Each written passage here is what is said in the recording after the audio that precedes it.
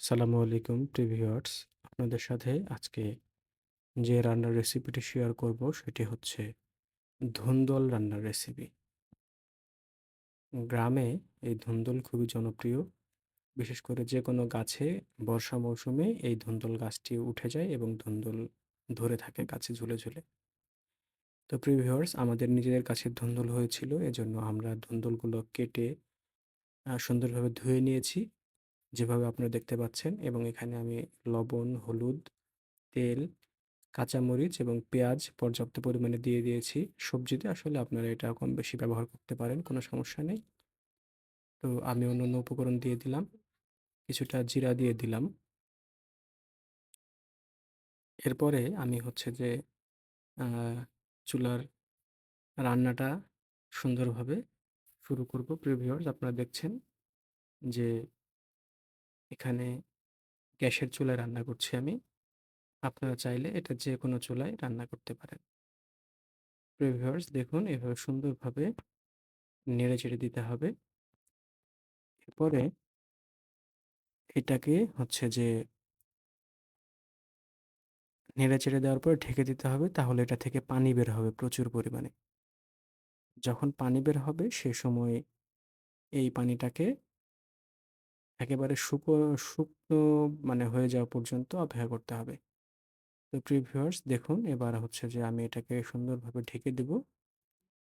ঢেকে দেওয়ার পরে এটাকে খুব ভালোভাবে জাল করতে হবে। তো প্রিয় ভিউয়ার্স, দেখুন এখন অনেক পানি বের হয়েছে, এবং এই পানিটা যতক্ষণ থাকবে ততক্ষণ আমি এটাকে জাল করতেই থাকবো। আপনারা হয়তোবা জেনে থাকবেন যে ধুন্দলের কিন্তু ২ রকম স্বাদ পাওয়া যায়। একটা হচ্ছে যে তিতার মতো হয়, আর আরেকটা আপনার তিতা হয় না। সেটাই খেতে ভালো লাগে। এখানে আপনার ২ রকমের ধুন্দল থাকে। একটা হচ্ছে যে সাদা এবং দেখতে অনেক বড়, আরেকটা হচ্ছে যে ছোট, অনেক বেশি ছোট না, মাঝারি সাইজের হয়, এবং সেটা দেখতে একটু আ কালচে ভাব থাকে। তো তেতো স্বাদ মূলত কালচেটা থেকেই হয়ে থাকে। সাদাটা থেকে মূলত আপনার হচ্ছে যে তেতো ভাবটা হয় না, এবং সাদা ধুন্দলটাই বেশি ভালো লাগে। আমাদের রাজশাহীর আঞ্চলিক ভাষায় এটাকে অ্যা ধুমা বলে আরকি। আর এটার ভালো নাম হচ্ছে ধুন্দল। আপনাদের কোন এলাকায় কি নামে ডাকে এটাকে আমাদেরকে কমেন্টে জানাতে পারেন। তো প্রিয় ভিউয়ার্স, দেখুন পানিগুলো আস্তে, আস্তে কমে যাচ্ছে, এবং আমাদের ধুন্দলটাও মোটামুটি রান্নার আ মোটামুটি হচ্ছে শেষ পর্যায়ে চলে আসছে। তো প্রিয় ভিউয়ার্স, এই ধুন্দল অত্যন্ত পুষ্টিকর একটি খাবার, কারণ এই ধুন্দলে প্রচুর পরিমাণে পানি থাকে। আপনারা ইন্টারনেট সার্চ করলে এটার পুষ্টিগুণ সম্পর্কে জানতে পারবেন। বিশেষ করে এটার স্বাদও অসাধারণ। কারণ ভাজি আপনারা যদি ভাতের সাথে একটু নিয়ে খান, দেখবেন যে এটা অসাধারণ স্বাদ হয়। তো আপনারা বাসায় এভাবে ট্রাই করতে পারেন। এটা বাজারেও কিনতে পাওয়া যায়, দামও অনেক কম। হয়তোবা জায়গা ভেদে ৳২০, ৳৩০ বা ৳৫০ কেজি নিতে পারে। যেমন আমাদের রাজশাহীতে এটা ৳২০ বা ৳৩০ কেজি বিক্রি হয়। হয়তোবা ঢাকায় বা আপনার অন্যান্য শহর থেকে এটা দেখলে আপনাদের ওখানে দাম এটার একটু বেশিও হতে পারে। তবে বাণিজ্যিকভাবে চাষ খুব একটা বেশি এটা মানে হয় না।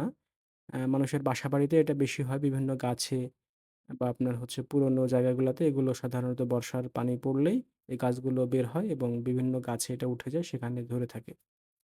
তো আমাদের এটা হচ্ছে যে বুনো গাছ। আ বর্ষার বৃষ্টির পরপরই মূলত গাছগুলা বের হয়ে আমাদের এখানে মেহগনি গাছ আছে, সেগুলোতে এরা হচ্ছে লটকে ছিল আরকি। আ প্রায় সপ্তাহে ২ দিন ৩ দিন পাড়া যায়, এবং বেশ অনেক পরিমাণে হয়। আমরা নিজেরা খাই, প্লাস আমরা হচ্ছে আত্মীয়স্বজনকে দিই।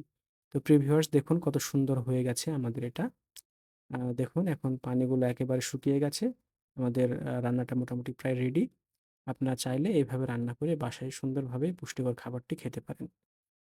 প্রিয় ভিউয়ার্স, ভিডিওটি কেমন লাগলো সবাই জানাবেন। আ আর হচ্ছে কে কোথায় থেকে ভিডিও দেখছেন সেটিও জানাবেন। আপনাদেরকে অসংখ্য ধন্যবাদ ভিডিওটি দেখার জন্য। আর কি বিষয়ে আপনার রান্না দেখতে চান সেটাও আমাদের কমেন্টে জানাতে পারেন। তাহলে পরবর্তী ভিডিওতে আমরা সেই রেসিপিটি আপনাদের সাথে শেয়ার করব। ধন্যবাদ সবাইকে।